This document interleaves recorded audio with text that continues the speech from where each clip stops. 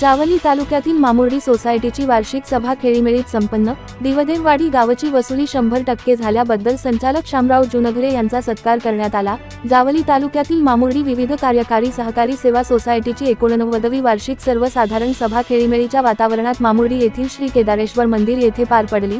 संस्थेचे चेअरमन विनोद कुमार जुनघरे यांच्या अध्यक्षतेखाली संपन्न झाली। संस्थेचे मार्गदर्शक माजी आमदार सदाशिव भाऊ सपकाळ, प्रतापगड सहकारी साखर कारखान्याचे संचालक आनंदराव जुनघरे, ज्येष्ठ सभासद तुकाराम जुनघरे, व्हाईस चेअरमन पांडुरंग गोविंदा धनावडे, बापूसो धनावडे, सुनील मस्कर, विवराम सपकाळ, भाऊसो जंगम या सभेसाठी उपस्थित होते। संस्थेचे चेअरमन, सचिव, संचालक मंडळ यांच्या प्रयत्नाने संस्थेचे कामकाज व्यवस्थित चालले आहे। यावर्षी संस्था 8% लाभांश वाटप करीत आहे। तसेच थकीत कर्जदारांनी कर्ज भरून संस्थेस सहकार्य करावे असे आवाहन मार्गदर्शक माजी आमदार सदाशिव भाऊ सपकाळ यांनी यावेळी केले। या सभेमध्ये अहवाल वाचन सचिव हरीश शिंदे, स्वागत सूर्यकांत सपकाळ, आभार जेडी जुनघरे यांनी मानले। वेळणा माई न्यूज साठी प्रतिनिधी विद्याधर धनावडे, मामुर्डी तालुका जावली।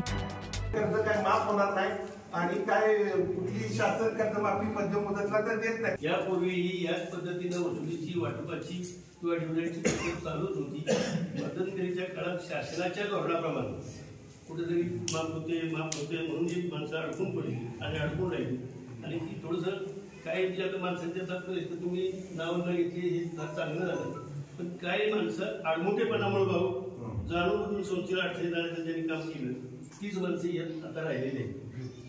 यामुळे आता विनोदने सांगितलं की माफी होतील कुठली होईल, अल्पमुदत कर्जाची चालू जी रेग्युलर भरत्यात त्यांची थकबाकीची जी जुनी थकबाकी शिवाय जे मध्यमुदत कर्ज हे माफ होणं अशक्य आहे। संचालक सभासदांनी जे 10% थकबाकीदार आहेत, ज्या माध्यमातून तुम्हाला त्यांना टॉर्चर करतात त्यांना क्लिअर सांगायचं की तुमच्या 10 जणांमुळे आमची 90 लोकांची नुकसान होते, हे त्यांना वेळोवेळी पटवून द्या।